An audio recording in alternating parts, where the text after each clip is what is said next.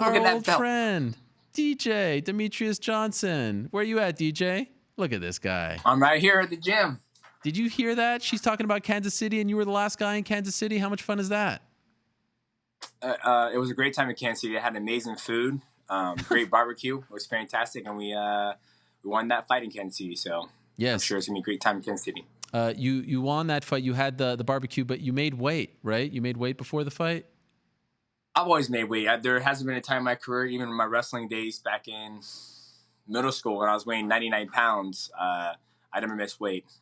So I said this on Saturday. I mean, it was a crazy time in the division. I said anytime something happens in the UFC flyweight division or with the UFC flyweight division pertaining to the UFC flyweight division, I think of you. You are the cloud that will forever hang over that division, whether you like it or not. And I feel like there's a part of you that wishes like you that we would leave you alone and stop asking you about this division. But I can't help it. I'm sorry, I can't help it. And so I'm dying to hear your thoughts. First, let me ask you about the weight missing debacle. When you heard about Deiveson Figueiredo missing weight, what did you think?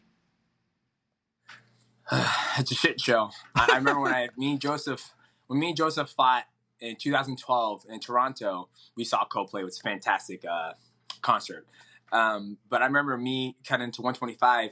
I had to cut 8.5 pounds, and I said, I remember waking up. I was like, "Fuck, 8.5 pounds." I was like, "All right, let's get in that tub," because you know what? I ain't giving 20%.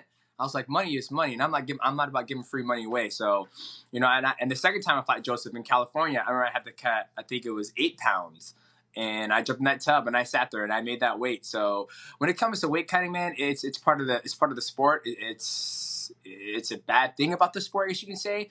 But I've never missed it. It's my job. And one of my old friends said, all you got to do, you have 2 jobs as an athlete, and that's make weight and fight. That's it. So for me, that's always been my, back of my head. But now I ain't got to worry about making weight because I just walk around at 138 pounds and then just diet a little bit and boom, step on the scale and I'm good. Yes, life is good for you over at ONE, and we'll get to your next big fight at ONE. But you made a face when I said that you're the cloud that hangs over this division. Do you disagree with me? Am I crazy or do you agree?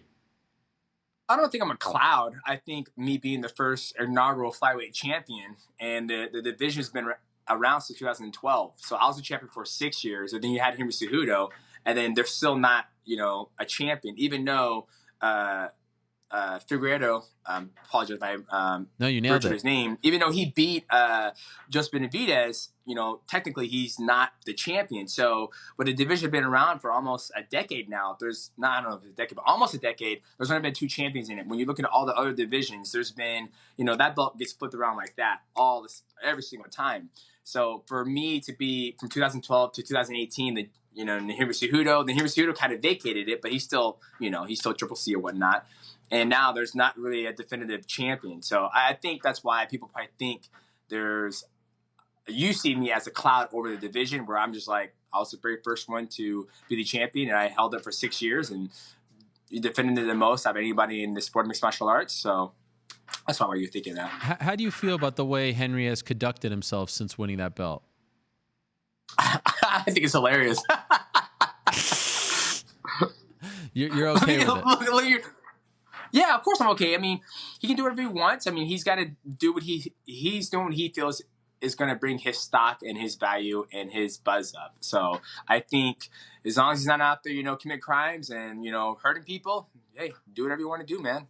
So when there's a UFC flyweight title fight, because I know you're not one of those guys that sits around and watches every single weekend. You got a life, you got kids, you got all kinds of stuff. You got video games to play. God knows what you're doing over there. But you say to yourself, all right, UFC flyweight fight, I got to watch. This is my division. I made this division. I was the face of this division, winning as champion. Do I go out of my way to watch this? Do you start thinking of that when you hear that there's a flyweight title fight coming up? If it's a fan, I'm a huge fan of Joseph Benavidez. We shared the cage multiple times. Like I said, we saw concerts together. We went to Australia together. So I'm a fan of Joseph Benavidez. And, when he was fighting, I think for him, I grew up watching Joseph. So when he fought, I was like, I want to see him compete. I'm a big fan of him. And so that's why I watched it. But other than that, I'm not always out there like, oh, it's a flyweight belt. He flyweight champion's fighting. I got to watch because I was the first one. If I'm a fan of the athlete, I'm definitely going to watch. Okay, so what were you thinking when you saw him get knocked out? I said, damn. I felt bad just because going into that fight with Figueiredo, I knew that he was a tank. I knew he had a hard chance. And Joseph did a good job of clipping him. But when you have a guy who can just take a shot after shot, and he would trade with you, he'll take a shot to be able to give his shot, and you're not able to withstand his shot, then it's a tough fight. But when Joseph took that last shot, oof. I mean, you can see the energy just go through from his chin to his shoulders, his back, and him just fall flat. And I'm like, damn, that was a hard-ass shot. When I was watching, and like I said at the top of the show, I'm no expert. I'm not a fighter, and I don't like to pretend to be one. I don't like to get into the X's and O's. But just as I was watching it, it seemed like he was just kind of swinging for the fences, at times closing his eyes, trying to go for the big knockout punch. As you said, Figueiredo punches really hard. It seemed like he was opening himself up to something disastrous happening, and it did happen in the second round. And even with the headbutt, I actually think that was Joseph's fault. I think he was leading with his head the whole time, and he's the one that initiated that. Am I wrong here? No, you're not wrong at all. I think Joseph, if you go back from his fighting style, he loves to throw his overhand right like this. He doesn't throw a straight cross down the pipe. So Joseph likes to throw those wild looping hooks.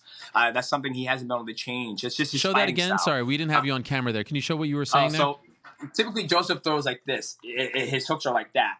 If you're going to throw overhand right, you got to drop your head into it and cover your left hand, and then follow up with the left hook, and then go for a shot or clinch or whatever. So Joseph was just throwing the punches and not following through. If he would have went, one overhand right shot, and then Figueiredo was doing a good job of defending the shot, instead of backing out from the shot, come up from the shot and then go into the clinch game, start working your clinch game, then fight from there. So Joseph was only fighting one part of mixed martial arts, which was just a stand-up battle. He did try some shots, but it's just like wrestling. If you're in, a state championship level wrestling match and you do a double leg and a guy stuffs your shot, you have to do a double leg, and then when he stuffs it, you got to go for a high crotch or a duck under. He's got to be able to chain his stuff together, and that's one thing Joseph wasn't doing very well in that fight. Figueiredo was doing a good job of just walking Joseph down, taking the shot, and at the very end of it, you can see him just measure, then bam, right hand. So that's one thing that Figueiredo did well. When you fight a guy like that, when I fought Ali Bagatinov, I remember kneeing him in the liver and the sternum and even the jaw, and I felt his jaw just shift. And there's a point in my mind I was like, okay, he's not going out. Like, this guy is, I don't know what it is, but I got to pace myself and make sure I can still beat him up for 5 rounds. And with a guy like Figueiredo, you got to be very technical, and you got to be able to fight him everywhere and not just stay in the run where he can just measure you. So that's like my analysis of that fight. Wow, that is great stuff. Now, the end actually reminded me a little bit of your knockout of Joseph back in 2013. Did you see any similarities there, even like with the hammer fist at the end? Even like where it was as far as in the cage, it was around the same spot as well. Did that bring you back to that moment?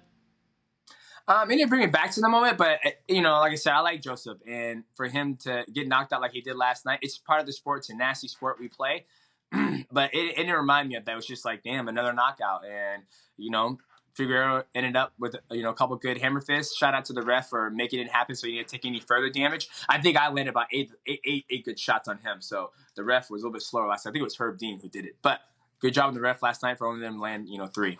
So what do you think happens now? Because now the title is vacant. What would you propose? If you were in charge, King Flyweight himself, the cloud, the presence forever over this division, what do you do now with this mess of a situation?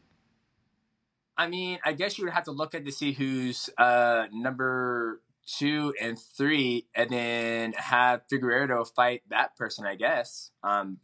That's what I would do. I mean, I think Joseph, this is his 3rd time at it. It was a vicious knockout. The judges did have him win in the first round. I think I'll probably go for 1 and 2 to fight, and then he can fight whoever. What about Figueiredo fighting Henry Cejudo? That's good, but Henry Cejudo's about to fight Jose Aldo. I know. Isn't that a crazy fight? I mean, the guy is 0-2 in his last 2 fights. He's 0-1 as a bantamweight. He's getting a title shot. What a wacky world this is. It is. It's just like what Max Holloway said. It is what it is. Yes, it is what it is. That's right. Now, do you keep tabs? Like, do you know about Kai France and Askar Askarov? Do you watch these guys, or do you have no idea who these guys are at 125 now? What's the second guy you said? Askar Askarov. He's really good. I've heard of him. I thought you were talking about Kai Asakura, the guy in Ryzen. I don't really keep tabs on those guys. Like I said, when it comes to the flyweight division, I just watch when my not my fans, but when my favorite fighters fight, like Joseph Benavidez, like I said, we have a long history with together. So Someone called you there, I think. You back? Yeah, yeah, you're I'm back. here. I'm You're here. back. Nobody called. Nobody called. Did you reach out to him after the fight? No, I'm sure he's got thousands and thousands of people reaching out to him. And for me, you know, I don't, if I'm going to reach out to him, I'll do it behind closed doors. But, you know, I'll let the dust settle, I'll let him do his thing. He seemed like he's in good spirits. You know, I saw his post. He said, you know, he's going to stay with it and keep on going.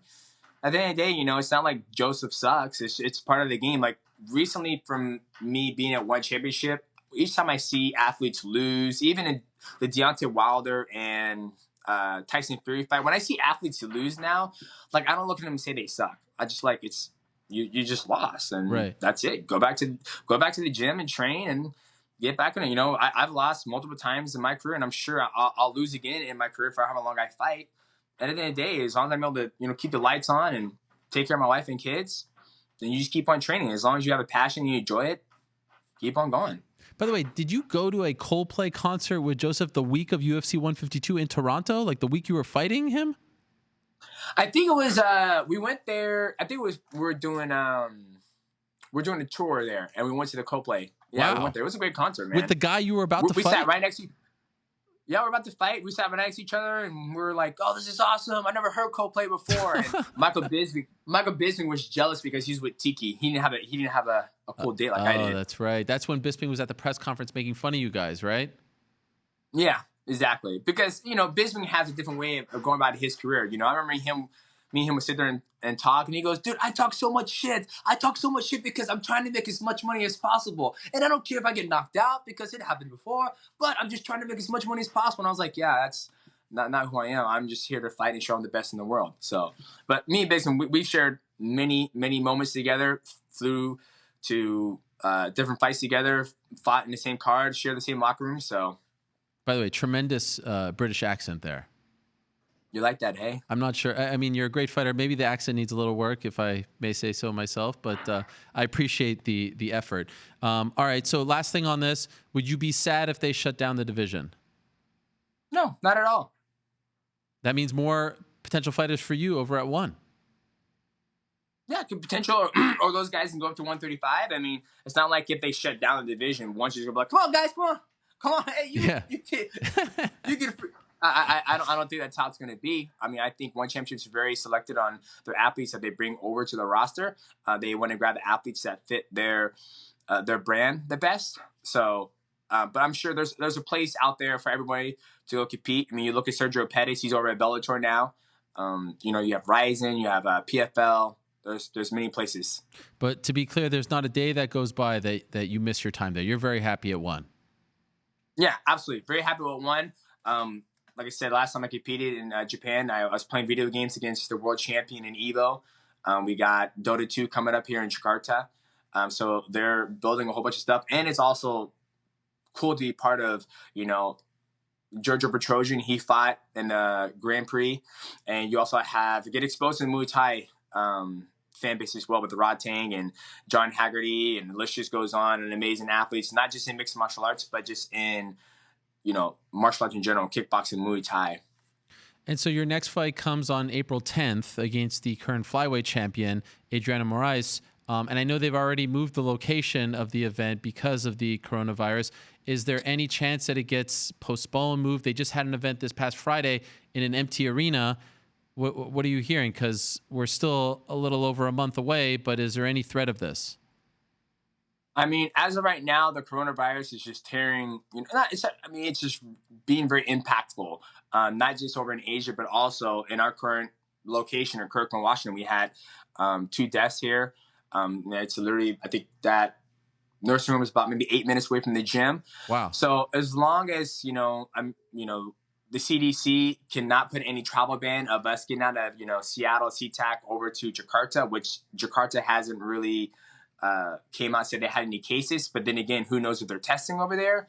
I think everything should be good, but I'm praying that everything gets contained and we're able to make it over to Jakarta to go over there and compete.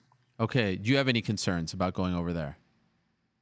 No, I don't. I mean, it is what it is, man. I mean, I just got to make sure I'm healthy and make sure I don't just go out to, large gatherings and just wash my hands and try to stay healthy. I mean, there's always a concern going over there because the food that I eat over there is totally different than here in America. We have different sanitary, we're way more clean over here in America than they are over in Asia. So that's definitely a concern of mine, but I do the best I can to stay healthy, make sure I drink, bottled water, not the water from the sink. When I brush my teeth, I use, when I went to Manila, even though the place we stayed at in Manila, my coach was like, don't drink that water from the tap. When you brush your teeth, use a water bottle. And that's what I did. Okay. Well, I hope everything works out well and that you're able to go over there and fight. I just wanted to ask you about something I saw on your Instagram. Last week, I saw that you posted something where you went and taught a class. And you talked about how when you were in middle school, that's when you fell in love with martial arts and you love kind of doing this sort of thing. And there's a bunch of what appear to be middle school / high schoolers in the photo. Perhaps I'm getting their ages wrong, but am I wrong? Or are they not? Are they older than that? Did I just mess up? Were they actual grown men? Those are grown men. Really? That makes me feel good because that means I look big. They looked very young. Men that you saw. They looked very young. Huh? Well, they looked very young. Okay, well, they didn't look like pro athletes is the point. And to me, it's crazy. Like, in what other sport do you have someone like you with your credentials and your resume and what you've done, a legend, walk in, you can just learn from this guy. You don't see this in other sports. And so I wanted to know if you do this often, and if not, what propelled you to do this? Yeah, so that was Friday night class at AMC Pain Creation. All the people in that photo, one of the reasons I love about AMC is that we have people from different walks of life. If you came into AMC, you're not going to see, 6-time world champion, Muay Thai fighter, et cetera, et cetera, et cetera. You're going to see a guy who works at Google. You're going to see a guy who works at Microsoft. You're going to see an amateur. You're going to see a couple of amateurs. You see a couple of instructors. So for me, I was just teaching a class Friday night, and I love wrestling. Wrestling's what got me into what I believe it made me mentally tough, made me be a grinder, because mixed martial arts is a grind. And so me teaching class that night brought me back to my roots. Like, man, I really enjoy teaching.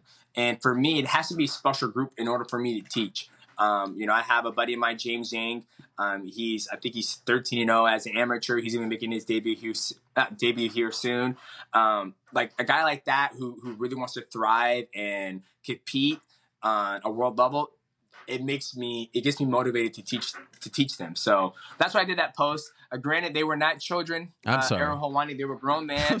And yes, at AMC Pain Creation, you're not going to have 65 world champions. It's not going to be a fight factory. It's not going to be anything like that. We all share the same passion, which is mixed martial arts. And I think out of my time being here at AMC, we did at one point have Mizuno Sakurai, Wiki Nishira, a lot of Tim Boach, Rich Franklin, all those guys coming through.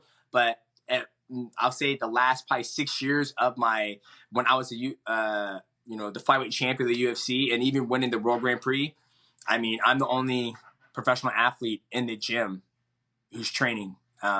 Everybody else is they have passion for it and they work at a real estate agent, Google programmer, Microsoft programmer, etc.